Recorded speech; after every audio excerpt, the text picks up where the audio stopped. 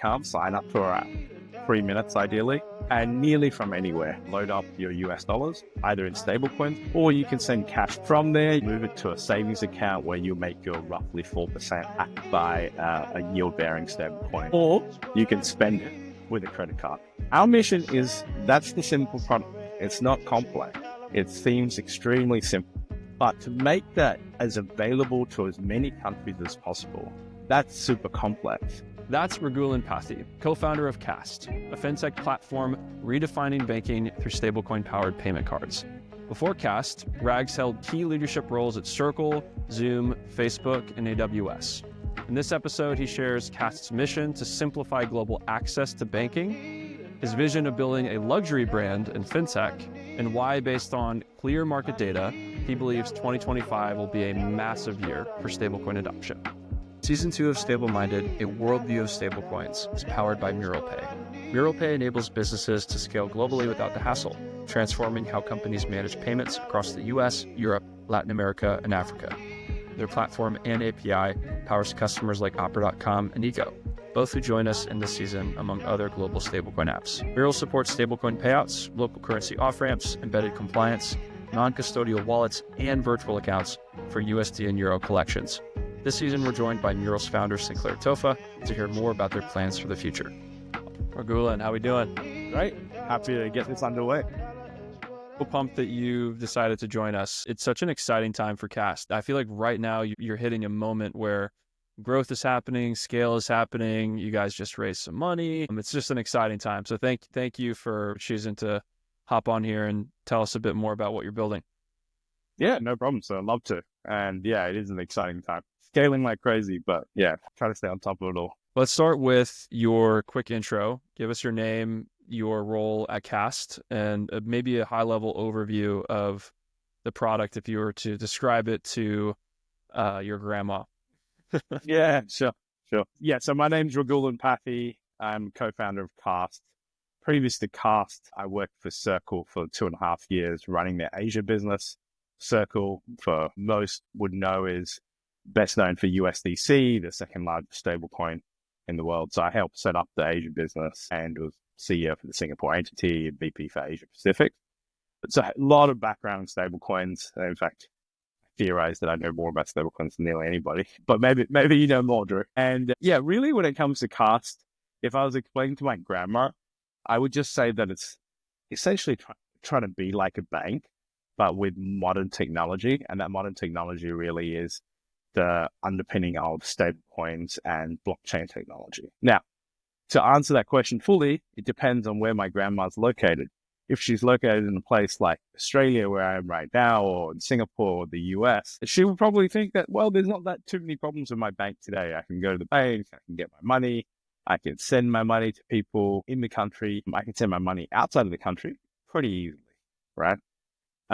But if my grandma was living in many parts of Africa or Latin America, or, in places like Turkey, or even in countries like Korea or Japan, countries that are considered more modern, they've traditionally had a lot of pain with banking. Like moving money around the world has been really difficult. It hasn't been as simple as just putting in a wallet address and hitting send and it's done, right?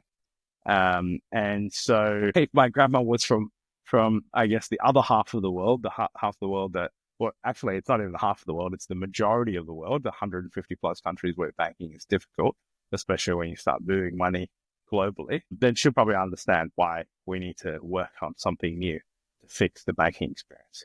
But at its core, compared to like a wallet or an exchange or other platforms, what Kast is trying to do is really replicate that feeling of what you guys call a checking account or a cash account in other parts of the world, a savings account and a card. Very simply, that's what we're trying to do.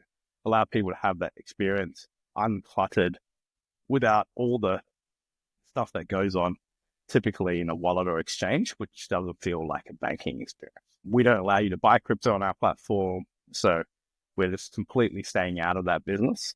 We will eventually allow you to bring some crypto because people want to convert crypto to spend. But yeah, we're trying to build a very, very clean platform for literally hundreds of millions or billions of people so they can replicate that banking experience with stablecoin. Yeah. I'm really excited to dive into Kast on the product side of how you've built it and how you, exactly what you mentioned, like really strategic product decisions that you've decided to not include, for example, like purchasing crypto, for example. Really excited to dive into the product itself. Before we do that, I think you uniquely have a really interesting perspective with this problem. I think I've heard you say that you've traveled to over 100 different countries in your lifetime. When, just with your experience at Circle, I'm sure this was a part of the journey too, but just as someone who spent so much time traveling around the world and really getting a sense of what this problem truly is, maybe just speak a little bit about how you've noticed this throughout your life as someone who's traveled so much. Yeah, I mean, look, I have a love for traveling emerging markets, but I also have a unique life experience somewhat. Maybe it's not so unique. Maybe it's just the immigrant life. But I was born in Sri Lanka.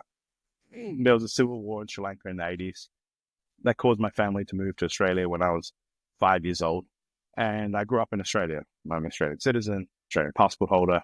But when I was like 20 years old, I just decided that I wanted to go traveling. And, first went to the US and then the UK, and then ended up working when I was like 23 in a place like Nigeria for 2-3 years.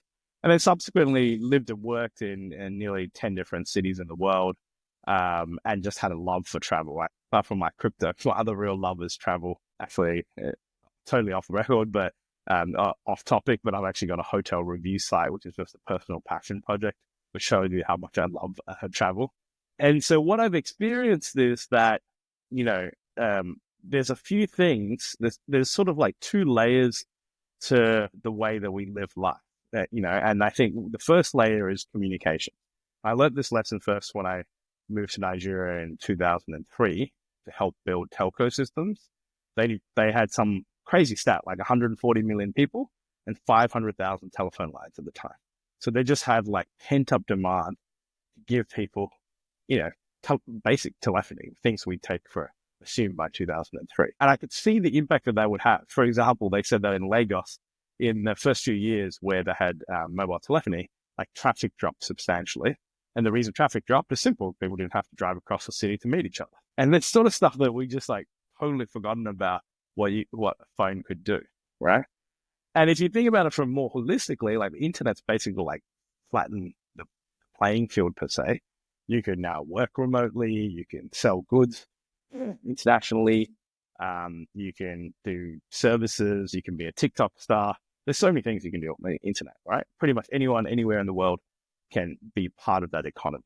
But then when you go to move money, which I think is the second bit of major infrastructure layer, it's completely not that way, right? And like I said, it is if you're in one of the few, let's call it 40 to 50 countries. Like if you're in the EU, it's kind of okay. If you're in like US, Canada, if you're in Australia, New Zealand, if you're in Singapore, Hong Kong. But then you start looking, and then even you get countries like Korea and Japan and even the UAE and these Middle Eastern countries, not super easy. And then you start going down another layer to places like large parts of Africa and Latin America and other places, and you realize that it's actually, and even Southeast Asia and other places, you realize it's super hard. It may be, you'll see that in a lot of these countries, they've developed pretty good internal systems. So if you want to pay by QR code or stuff, no problem. But as soon as you want to play in that international global, internet economy, let's say, which is going to be about 30% of the global economy, within a decade, you just can't move money very easily. And that's where stablecoins came along. If you think about blockchain, it's an internet economy innovation, and stablecoins sort of sit on that internet innovation plus their money. And so that's the beauty of them. They kind of help the world in terms of financial services catch up with where the internet is providing for the world. Even on your LinkedIn, it says stablecoin guy is your subheading, which I love. When did you become the stablecoin guy? Was this something that you sort of adopted within your role at Circle? Was this something that you were really passionate about before joining Circle that led you to that business, which is, for those who aren't familiar, the largest regulated stablecoin business on the planet? What sort of led you to this world to begin with? Look, as soon as I started working at Circle, and remember when I joined Circle was doing many things. They were doing payments, they were doing lending against Bitcoin, and stablecoins were one thing. Now it seems like all Circle does is stablecoins. But at that time, stablecoins were a smaller part of what Circle did more broadly. I just think that it's like, look, I'm sort of like in my early 40s. And so there's not that many big bets that you can make in life. And there's not many things that you can see are going to be so big and so transformative over 1 to 2 decades, right? Other innovations come along, like I previously worked at Zoom, for example, right? And Zoom was innovative. It fixed video conferencing, which was kind of had been around for 20 plus years, but it was a bit shit.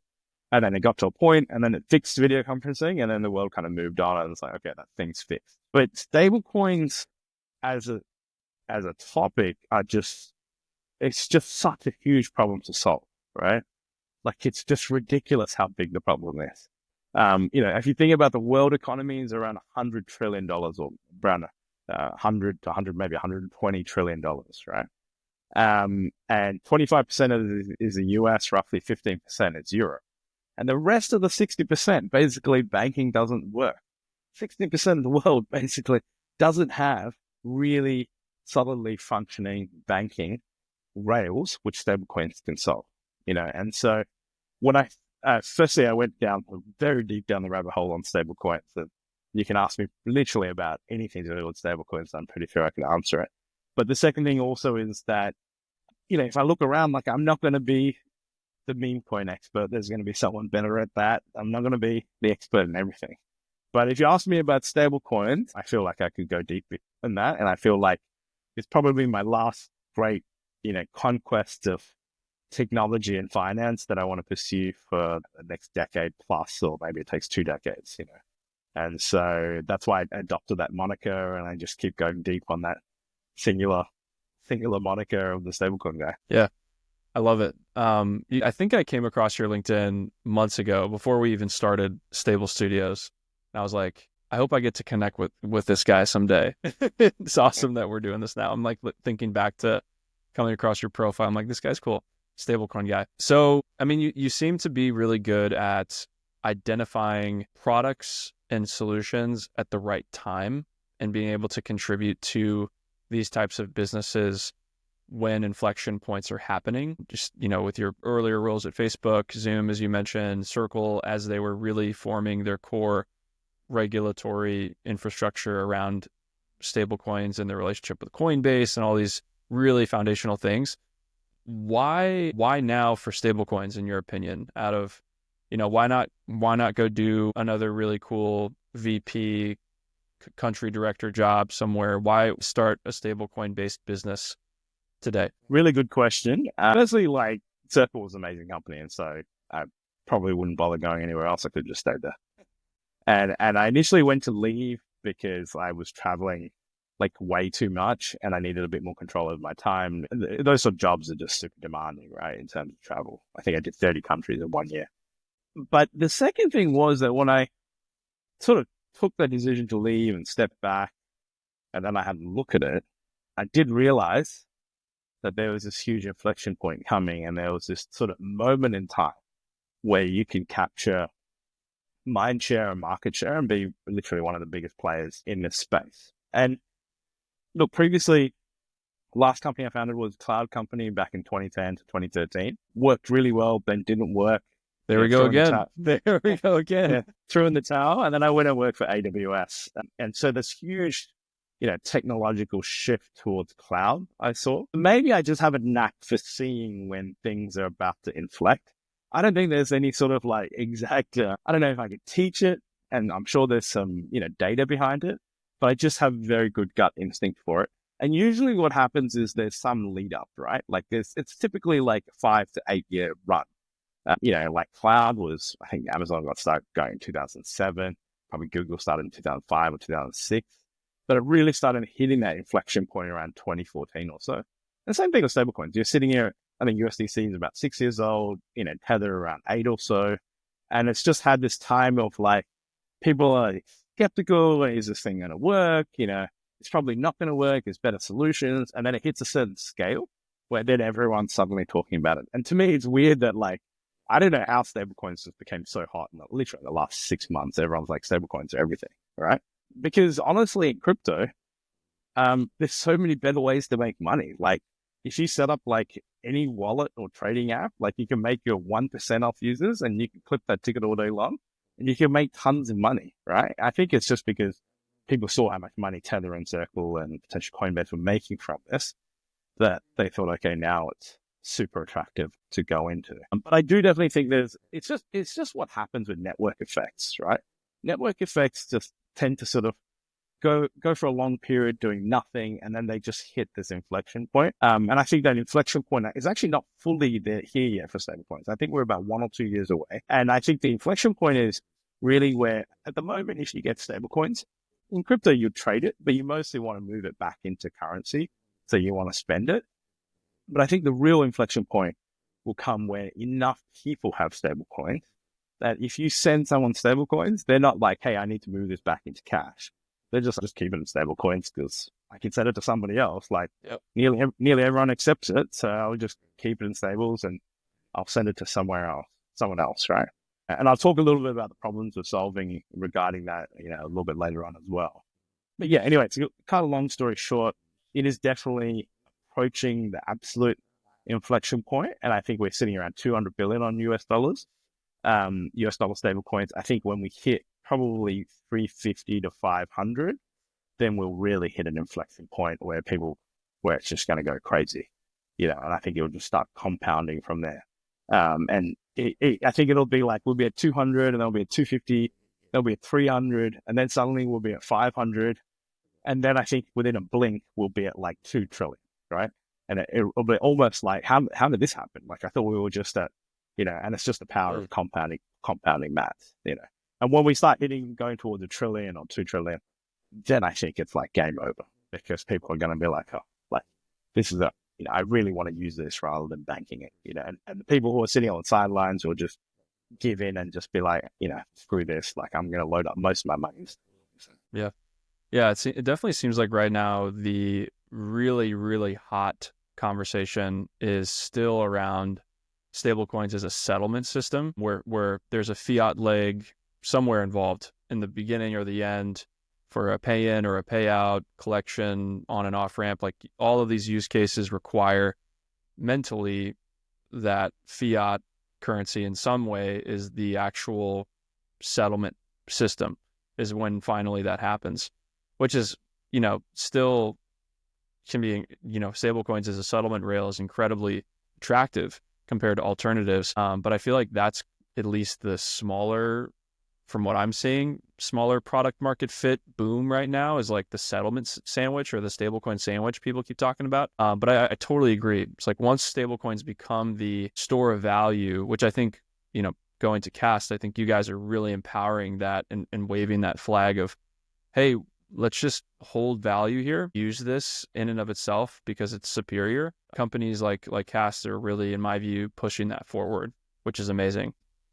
Let's just dive into Kast a little bit. For those who aren't familiar with it, when you think about the existing product today that you're building in a very, very basic sense from a functional standpoint, I know you probably have a lot of things you want to build in the future.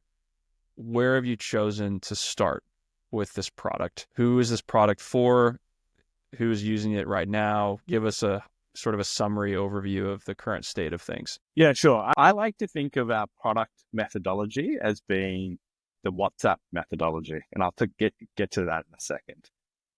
What we're trying to build is that you can come and you can sign up to our app as fast as possible, 3 minutes ideally, and nearly from anywhere. Of course, there's going to be some countries out of bounds, but nearly from anywhere. And then as soon as you're in the app, you have 2 ways to load up your US dollars, either in stablecoins that you have or somebody has today, or you can send cash to a bank account and it would appear as US dollars in your account, but it's actually US dollar stablecoins.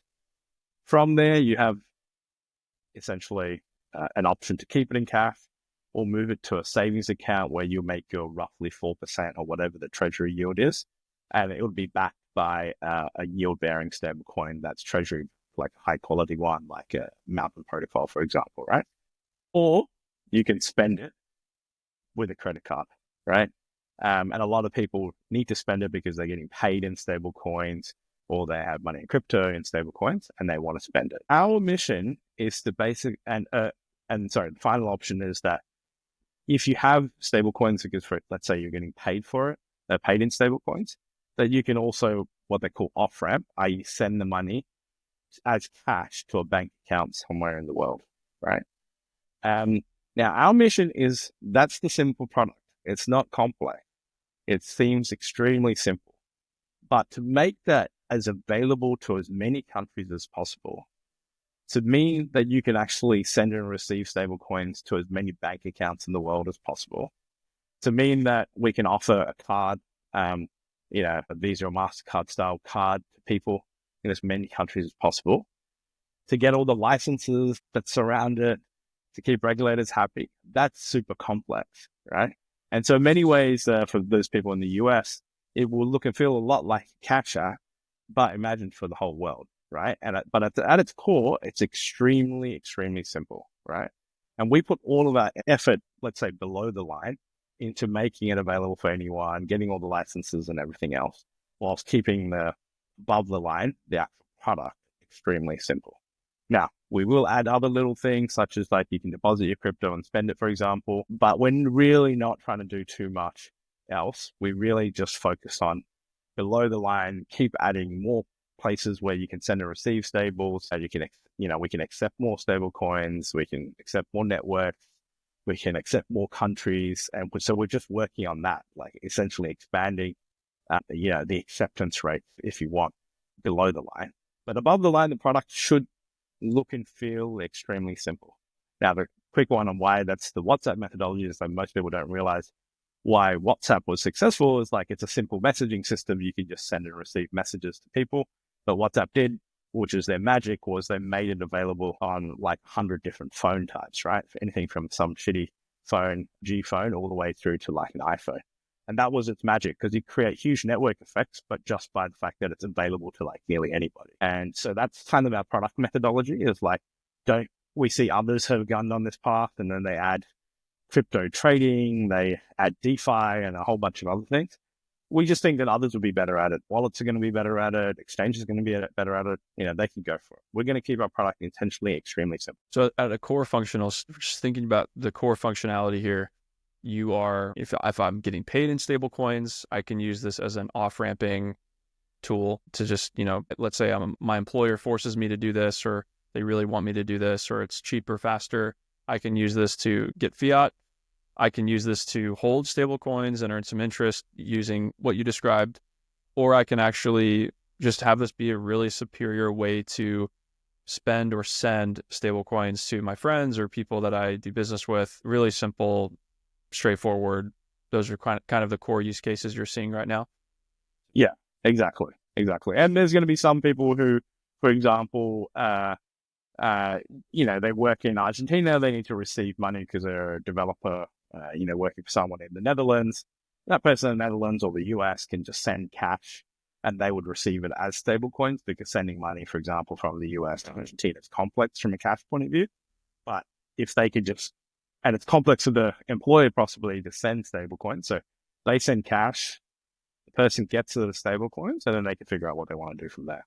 They can send it to their local bank account. They can spend it on a Visa or MasterCard, or they can just hold it and save it like a normal bank. And we hope over time people will just say, okay, like I know what this is, and I'll use it as a full bank replacement. It's awesome. Can you speak to a little bit of the infrastructure itself, like how you've chosen to strategically approach the onboarding, the wallet infrastructure? I know you guys are really big on building on Solana, for example. What are some key things that you've decided to just be opinionated on or go forward with on the infrastructure side that you feel has really made this simplicity possible? Really good question, because there's a whole huge amount of product trade-offs when you're building something like this. The first thing is that you have to choose whether you're going custodial or non-custodial, right? And there's a trade-off. The trade-off is if you go non-custodial, you really appeal to crypto users because they feel like they've got full control of their wallets and everything else.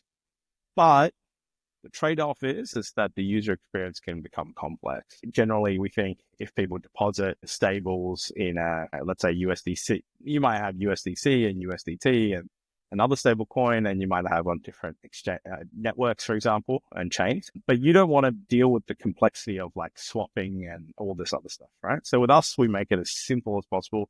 You deposit USDC, T, multiple networks. And at the moment, we only support 3 or 4 networks, but we're going to expand it to more than 10. We're also going to expand the amount of stable coins we cover. But it's just like $1 is $1, right? And you don't have to deal with all that complexity.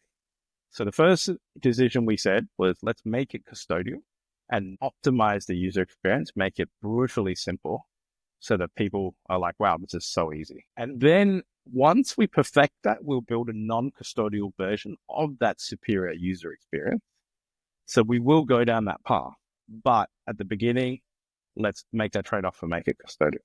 In terms of the wallet infrastructure at the moment, underneath it is BitGo. We found that BitGo, just as a custodian, just had just the best reputation in the market. And so we felt that users would trust it. We have a lot of security controls, a lot of controls that, they've developed over time. And we use them both for wallet infrastructure as well as custody infrastructure as well to make sure user funds are very safe. And we obviously have like a very, very rigorous security team and constant audits. And we basically have like a live audit constantly happening of where money is, etc. But one of the things that I would say is that as you grow, these things get a bit more complex. And so we anticipate that we may add other partners as well, just to help us in terms of just some of the scaling that we need to do. We're actually in the midst right now of creating we built a V1, which is a very quickly built using out of the box infrastructure. We're actually in the midst of building another version, a V2, if you will. And so that should give us more flexibility as well going forward. But a lot of it is relying on BitGo as well as the wrapper we put on top. Yeah. Yeah. The wallet as a service and just custody space has been a huge interest of mine this past year. So that's really interesting to hear you talk about those trade-offs, because I think a lot of founders, especially founders who are really focused on acquiring non-crypto native users, are asking themselves that question and probably feeling a sense of tension within themselves because they probably come from a crypto native background and have seen so many of these fallouts from custodial models. It's interesting. I think about, for us, we use Dakota. Shout out to Dakota for business banking. And, Ryan from there has built, in my view, an amazing custody product, which is non-custodial. And the way that they've solved for that, and I'm curious, like, what your thoughts would be on this. They have this like single line item dashboard number of like, here are your total assets. And then you click into it and what you're describing happens, where you can kind of see like, you have 100,000 USDC value, but I click into it and I can see these line items of all the different kinds on different networks. And then it starts to get a little complex, to your point. It's like, oh, I want to send 100,000 stablecoins out. Well, those stablecoins are in different places. Like, how do you have to maybe reconcile first and then send, and you get into these UX problems. What other, just on the custodial piece, you are now regulated to be able to move and custody funds on behalf of other people. What other benefits have you found that has for the business in terms of being a part of that? I'm imagining like a sweeping or a balancing, like what other things does that unlock for you guys? It just unlocks more complexity, which basically doesn't make anything easier for us at all. It makes things drastically easier for the user, but it basically puts all the weight of the complexity back on us because we have to do all the sweeping and all this other stuff, right? But I just think the whole concept, I take sometimes like a foreign look at these things, like bridging, swapping. This is not like mass market stuff people want to do. Like, you don't go to your bank and bridge your 10 versions of your US dollar. Your US dollar is your US dollar, right? And I always look at two things. One is that if you go and look at SEX volume versus DEX volume, just on CoinMarketCap, like centralized exchange volume is like X, maybe much more X, what decentralized exchanges are. The second thing also is that arguably more money is being lost through lost keys and a whole bunch of other things compared to actually money lost on centralized exchanges. And so I think it just requires like maturity in terms of regulation and the way that you handle customer funds and security, etc.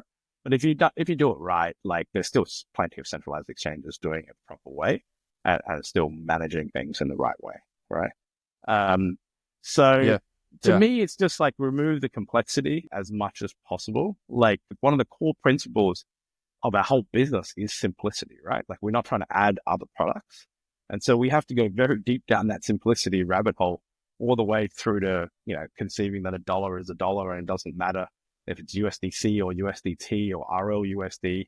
It doesn't matter if it's on Tron or Ethereum or Solana or whatever else, like a dollar is a dollar. And we're going to be doing more in this space after, I would say, our next fundraise, once we have a bit more capacity in terms of money and the tech team.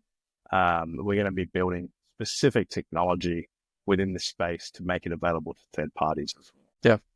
I tend to align with the notion of, start with the best user experience like you're talking about, and then allow for the power user, crypto native, person who really cares about holding their keys and all of that sort of stuff. And that's a huge deal for them. Maybe the 1 or 2% of your user base. Give them the ability to do that and graduate into that versus force everyone to, abide by that person's priority. As long as you can do it, in a secure and regulated way, which you've mentioned comes with a lot of pain. I think a lot of founders have chosen to go the non-custodial route because in their minds, they can really maybe grow quicker or scale to more places because they're not, quote, regulated. How have you dealt with that? What does that look like? Are you, I guess, really working with the BitGo team on those sort of things, or what does the regulatory process currently look like for you guys? Yeah, I mean, we have a whole regulatory team and we have a bunch of compliance officers. We've got we've grown very quickly. We've got around 40 permanent employees, another 20, core temporary staff. And around 1/4 of that staff is dedicated to compliance. And we think that'll be about 1/3. And it just comes with look, if you want to build non-custodial, you can do it. You don't have to have most of these pains. But we think that eventually, even if you build non-custodial, you're going to reach a point where you get big enough and you're going to have to tackle the regulatory. Luckily, because of my background in regulatory, working at a place like Circle, it's actually totally fine. I feel like it's not a big deal to deal with them, or I'm more used to dealing with them. Yeah, so that's the path we've chosen, and that's the path we're going to stick on. By the way, I think if you're a founder and you build non-custodial, you think that you can service more people, but you're actually making a trade-off against the users who don't want to use your product because it's too complex. And I saw this amongst other platforms that are similar, where they've just said, oh yeah, we're going to build a non-custodial version, but you just shrunk the market of people that want to use it because they just pick it up and then like, oh, this is so fidgety, I can't be bothered dealing with another seed phrase and another bunch of swapping and bridging and all this other complexity. So you haven't quite won, right? I think that you lose 90% of the market by going non-custodial. And so, yeah, I don't think you've quite won by going that way. Yeah. Talk a bit about when you think about, you wake up in the morning and you're looking at a dashboard, or I don't know what dashboard this is, but you're looking at some sort of metric on the card product or the user experience. What are you looking at when you're what do you care most about right now? Is it new signups? Is it volume spent? What are the core things that are most important to you right now? It's interesting because we run a crypto-centric product like stablecoins, but then we have to often match it to a provider like a Visa or MasterCard. And they have this whole bunch of very, very complex costs around it. And so the one thing we've learned in the 6 months is absolute signups. And we very quickly discovered what's a quality user versus a non-quality user, right? And what we mean by that is that if you want infinite amounts of emerging market signups, you can go and get them, and they're going to spend $30 a month and you'll lose money on it all day long, right? Versus finding a quality user, which is someone that you can service in the right way. We, for example, have a concierge. You can reach out to the concierge. We don't gate it on concierges only for people that have subscribed to one of our higher products yet. We will make the higher products have a higher priority and more focus over time. But we've baked a lot of costs into our product. And therefore, we're looking for people that are looking for something like a modern crypto Amex style experience, where you've got a concierge, you can ask them questions, you can get problems resolved. That's the service that we're trying to build. Right? And so to answer your question, I used to look at absolute signups. Now I look at much more high quality metrics, including the number of transactions, for example, in a day. As I see that go up, I can see that it's getting more sticky, right? People are actually using it daily a lot more. And, it's actually funny. We can see total customer balances on the platform, and it's actually our best leading indicator. Customer balance, sometimes, spending days and be up, down, whatever it is. But when we see customer balances going up, we know that like a big day is coming where there's going to be a lot of spend. We had a record day on Saturday, for example, of course, skewed probably a little bit with Christmas, but we could see a few days before that, total customer balances going up. So people were depositing, getting ready to spend as well. So yeah, it's, we have some incredibly good, we actually hired our COOs from an OTC desk before, and we've hired a lot of ex-OTC people. We find their precision in terms of running operations is very, very good. And so we've got basically an internal OTC desk, and we run things extremely precisely. I was sitting with my data guy yesterday, and he was telling me that he has 530 points of data that he's collecting right now. I have no idea what those 530 points are, but he's basically a data genius, and he's just looking at just a super granular detail. And I think from that, it gives me confidence that, we have in 6 months the maturity of probably a company that's like 3 or 4 years old in terms of data and how fully fledged it is. This is super important in terms of just ensuring that we don't have any bad actors on platform. We can recognize things before things go wrong, but also just forward looking at which countries are we seeing growth in? We can just see things at a very, very granular level, which is unexpected for a 6-month-old company. Yeah, the growth right now is amazing. And congrats on the record day just a few days back. That's awesome. I was at Breakpoint in Singapore, and I saw just speaking to this sort of higher end user or more Lux user, the solid gold Solana card that you guys came out with. Are you thinking about Kast as you referred to Amex, are you sort of thinking about that in the future? You really want to be this, really luxurious, more higher end, go after that market and be known for that? Or is that maybe just something you're experimenting with right now? What's your opinion there? Yeah, I think it's a little bit similar to how Tesla built out, right? They could build products for the higher end first. You can service them in a much more sustained manner because you're making more money off an individual user. And then over time, we will build things such as maybe in certain markets we would need prepaid cards, for example, right? But I think from a business point of view, it's just really hard. I think a lot of people go for this long tail of users with very low margin, and you're fighting against very established remittance players who built themselves over decades, literally, versus I think the most obvious market is literally building an Amex for crypto, or crypto. I would extend that to countries where they don't have Amex available, who want to use stablecoins, right? That to me is a very obvious market. And I think that's the one that we're really going to go after. And by the way, that's not a small market. We literally think it's hundreds of millions of people, who are in that segment. And we think that there's a lot of sustained growth. So that's a market we're going to go after. We intentionally, by the way, will also add a business angle to that as well. So over time, we want to add so we can actually serve business customers a little bit. I think Dakota is more US focused, but we think, the international version of Dakota, we've got a project underway to do that. So this mix of it kind of becomes like Amex, right? Like Amex for business, Amex for users, but this global USD stablecoin backed version. We intentionally are stepping away from the market for the lower end, which we think there's other people. There's going to be users who are what is the absolute lowest FX I can get? And I want to spend $50 a month, and I want a free card, and they want everything. And we think there's a lot of players in the market who maybe don't understand, where the value capture is. And so we're going to let them mostly fight it out for this particular customer, and we're okay with that. You have to be okay with letting some customers go. And we're going to focus on providing a very high quality service, which would be priced in a sustainable manner for a particular market. And that will mean that there will be some people in there who we've sold multiple of these solid gold cards who are prepared to pay the crazy amounts for a solid gold card as well. There is still a crypto market for that. There's the people that want that. We actually have one employee who joined us who said if we hit a certain benchmark that they want a solid gold card, and they wrote it into their contract. And I said, okay, sure, if you can get us there, then no problem. So there is still this demand for as well. Yeah. But there's other things we're going to do as well. Talk about incentivizing your employees. That's great.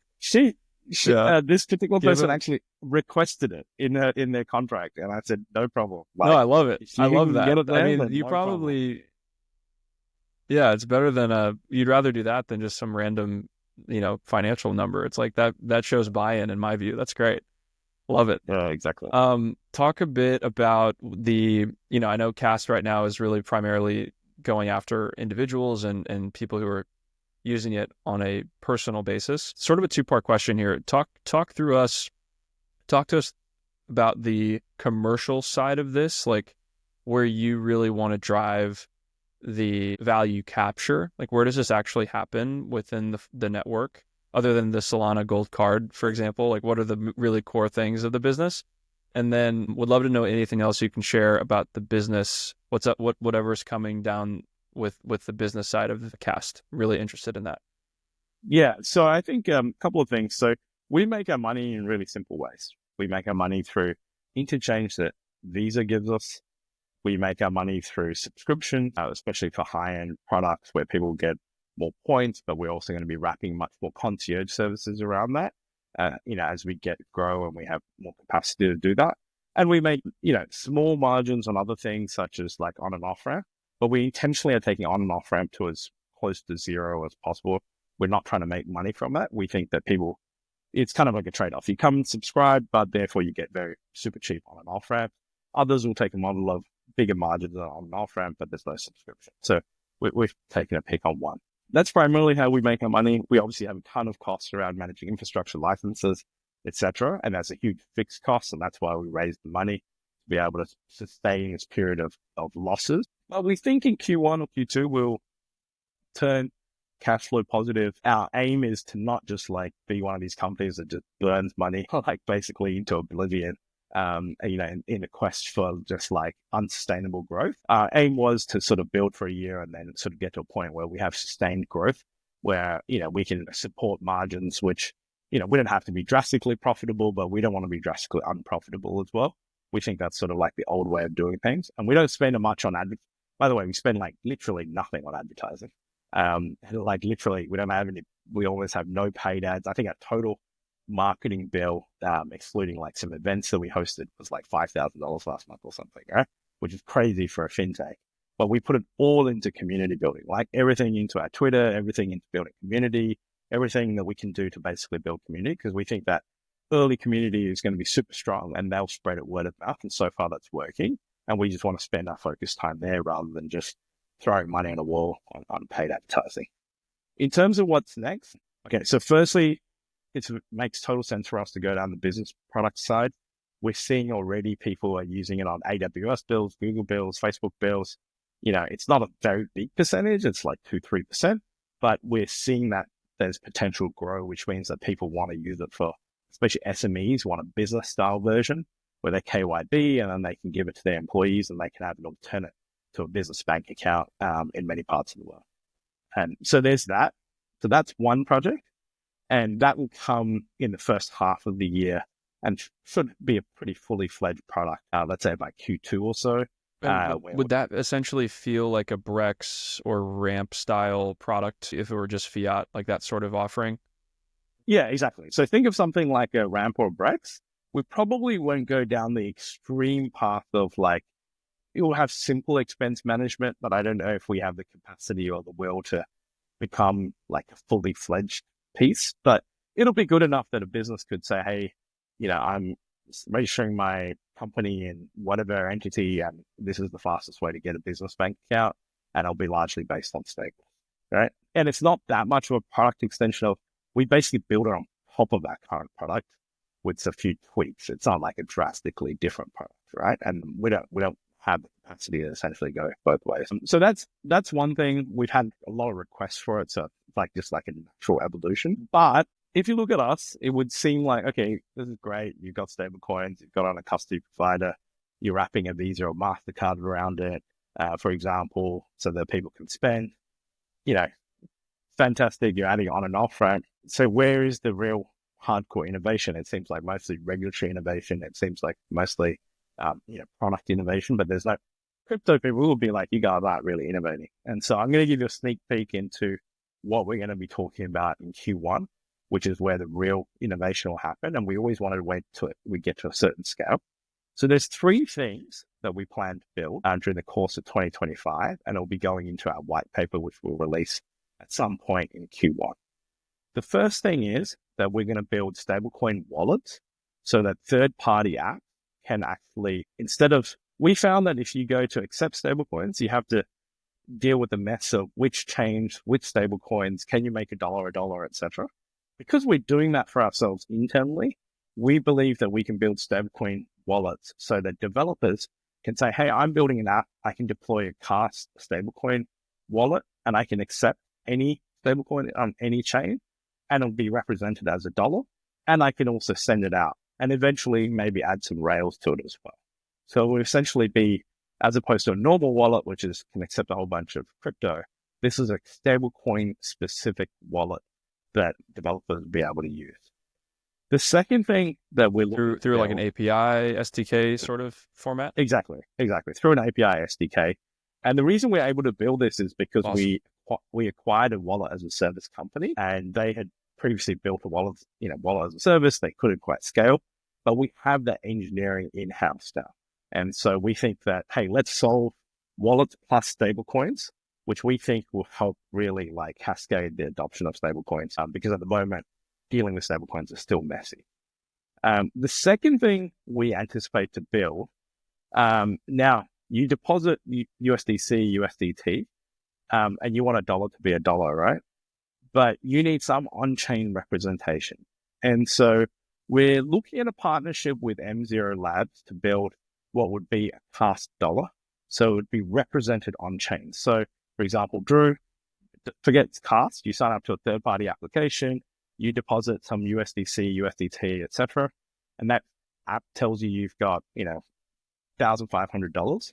You could actually see that 1,500, which is this commingled mix of multiple stablecoins, as $1 on chain with Kast, that you could actually go and look up that, hey, I've actually got what's equivalent to an equivalent dollar as well. So that's another innovation we're working on as well. That takes us out of just being custodial, where it's like, okay, I trust that my dollars are there, to actually having an on-chain representation of your dollar as well, your commingled dollar of USDC, USDT. And there's a whole bunch of challenges. We have, obviously, it only has to be a very high quality basket, it has to be regulated, etc. And a whole bunch of challenges working through with that. But we anticipate to partner with M0 Labs to do that. And we're looking into that today. And then the third thing, which is always the ultimate path we're going down, is essentially a consumer payments chain, a dedicated consumer payments chain. And the reason for this is that we just don't think that as stablecoins exist today, you're going to be able to actually bridge what you need to do to make stablecoin payments actually like normal payments. Before I got on here, I went to the coffee shop, have my 2 coffees, so I'm good to go. And, you just tap pay, payment reaches finality, and I know these are sub 0.3 of a second, and you're out the door, right? And sometimes when you go to a restaurant, when you go to an Uber, for example, or give Uber as an example, you're doing a pre-auth for maybe $25, and then Uber is charging the final amount, depending on when you get there, it might be $20, for example, and then they give you back $5. There's all these like payment use cases, which businesses have, and it's been built literally over decades, right? Where stablecoin payments won't make sense. Like you can't just go and put it in, and then, even if it's on something super fast like Solana, that it's going to actually just be able to deduct it, and the finality won't happen quick enough. And there's a whole bunch of issues around authorization, etc. So we're looking to partner with one of the major L1s to build a separate chain where it will be specific consumer payments chain, right? And it will solve for things like super fast finality in ideally 0.1 or 0.2 of a second. It would solve for things like pre-authorization. It will solve for things such as do I even want to accept? It'll be semi-permission, because a lot of merchants are hey, look, we want to accept stablecoins, but we need to know who it's coming from. We need to know it's not coming from bad actors. So you can kind of pre-authorize certain wallets before it hits you. So all this programmability you need to build into a chain. And we don't think that anybody is really thinking through this. We see it because we have to build a lot of this to adopt the current networks. And so we think that there's an opportunity to build this potentially as well. And especially pre-token, we'll be writing a white paper explaining our rationale around why we're building this as well. And these three things sit together: the concept of stablecoin wallets for third parties, merchants, etc. The concept of a Kast Dollar, which allows you to just take away all the complexity of multiple chains and multiple stablecoins, and then a specific consumer payments chain, so that hopefully you can just load up. You can have an app. You go and load up you load it up with stablecoins. You go to a merchant, you tap pay just like you do with Apple Pay, and instantaneously it's there, and you don't think about it. You're not putting in a wallet address or any of that other rubbish as well. So we really, in the long term, are focused on being the number one innovator in terms of actually bringing stable coins to the masses in a way that they're used to dealing with them, as opposed to just, hey, stable coins are going to get really big. But guess what? A lot of that growth is from trading and the growth of the crypto in general. We think there needs to be new innovation with stable coins and payments. I can tell that you just got done raising some money. Actually, in raising money, we raised money a couple of months ago, and we actually didn't articulate any of these three. This is actually really looking out into the future. Yeah. Wow. Yeah. And the basic was just your next fundraise will be smooth. I love it. Yeah. Yeah. I mean, I don't think you can sit still as a company, because like you got to keep innovating, because somebody else will take it from underneath you, you know? And also the thing is, like, as you grow, what was the value that you mentioned that you guys said that there's a team value around that, like always be anxious or something? What was it? It's always be paranoid, right? So we've got like 4 values, and the second one is always be paranoid, all right? And 2 simple things. One is that there's no small fintechs in the world. You either get really big or you fail, right? It's a matter of time before you fail. Because even if you grow for a while and then you stop, then someone will come along and will take your space effectively, and then the users you had will just ditch you and go somewhere else. The second thing is that applies to crypto as well. You can see that there's a Binance, there's an OKX, there's a Bybit, there's a maybe BitGet and Coinbase. But for those 5, there's like, you just need to go to CoinMarketCap. There's another 500 exchanges that went absolutely nowhere, and a litany of exchanges that did well and then didn't do well, right? And so, we're constantly paranoid about just innovating and being at the edge in terms of the way that we think through things, and not standing still in terms of, But like I said, we've got a decade or 2 decades of building ahead of us. It's not like all going to happen next year, but yeah, we need to get cracking at a lot of these things sooner rather. Last question for you, and then we can close. This has been really great. When you think about the next 12 months going into the new year, just on this idea of always be paranoid, move quickly, grow quickly, what would be the thing that if you look back a year from now and you'd be like, oh man, we missed the mark? What is that thing that you want to avoid this year? I can tell you, because I'm facing it right now, and this is what I'm addressing to the company, is don't do growth at all costs, right? When you're in the first few months of, obviously you're trying to raise money, you're trying to impress people. And so it's literally like a growth that, just literally at all costs, right? This is, now what does that mean right now? What is all costs for you guys? No, I mean, like, you just market anywhere. You like, we'll take any type of user, anything that sticks, anyone who wants to use it, we're happy to have, versus I think over time you understand like who's the right type of user, what are the strains that puts on the company. Like, we just found that our team we've had people working 7 days a week, 16-hour days for the last 8 weeks, just because the growth went crazy. And like, you can't sustain that forever, right? They don't complain. They're an amazing team. But so either you can pretend like you can sustain that forever and you just keep going with any customer you want, or you can do the decision that we made, which is like, okay, we're intentionally not going to focus on certain countries or certain regions. We actually even shut off some, and we're going to have it in a much more sustained way, right? Where, our concierge team and others are like, hey, this is enjoyable. I like speaking to these customers. They're not like, they're not asking me questions before they deposit, 50 cents on TRX, and then ask me 1,000 questions afterwards, right? And so sustainable growth that means that your employees are happy, that it means that your customers are happy because they're getting the right attention and the fast enough speed. That's what's important to me. And one statistic of my COO was telling me was that from last month, this month, we reduced our time to basically respond to a ticket from 73 minutes to 6 minutes, right? Which to me was a statistic of like, we just got way too busy with all the wrong customers. We tried to move into sustainable growth mode, and now we've got it down to a point where the people on the concierge desk are happy with the questions they're answering. Of course, they're happy to answer questions. The customers are happy because they're like, I get an answer quick, right? And so that's, everything we do in the company, and and it's a toggle as a founder, right? Because you always want to grow as fast as possible, and do absolutely everything. I'm a super competitive person, so it's sort of like, but you realize that you need to have a sustainable company. You can't break everyone. It's really wise. That's really good. Any other final thoughts before we go on the new year, stuff that you're thinking about, or maybe want to leave the audience with before we part ways? Yeah, I think the major thing that I would get the audience to think about, I mean, you have a stablecoin inclined audience, probably mostly. So, I don't have I hope so. I don't know who else would be listening.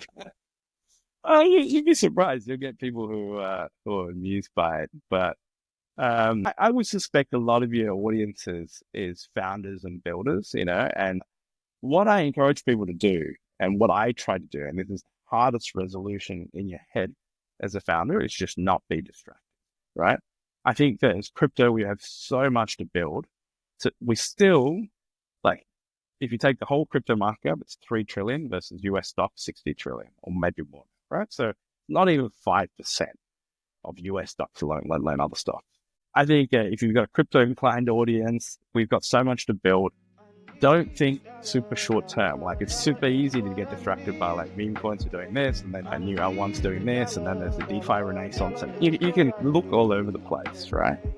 My goal is to stay as long-term focused as possible and keeping distractions away. And I really hope of course I want us to be big, but the space is so huge that there's actually opportunity for so many more people to come into it. And I don't look at the others who are building a similar product like Coda or others as competition. I see them as validating the things that we're doing. And I actually encourage more people to come and build in this space, because I think the opportunities are so big that actually what we need is more builders in this space who are thinking long term about this. And so, that's what I leave the audience. If you're there and you're thinking about being a founder or a founder, come and join us in this crusade of this long-term crusade to rewire the financial system. Don't get distracted by crypto's price swings, which are very, very short term. I actually separately run a crypto hedge fund as well. And so I had this funny thing where we're up nicely for the whole year, and in 2 days, we lost all the gains for the year pretty much. And so I know from the trading side of things, how crazy it can be. That's just crypto, right? Let's all try to build for this long-term future and full capacity of what we have. And I hope as many founders and builders join us as possible. I absolutely love it. On our side, we call that manifesto, stay stable. Just stay stable, keep going, think long-term. I love it, man. This was really fun. Thank you for the time, and we'll have to do it again. Yeah, appreciate it. Hopefully we'll check back in 6 months or a year and see how it's all going.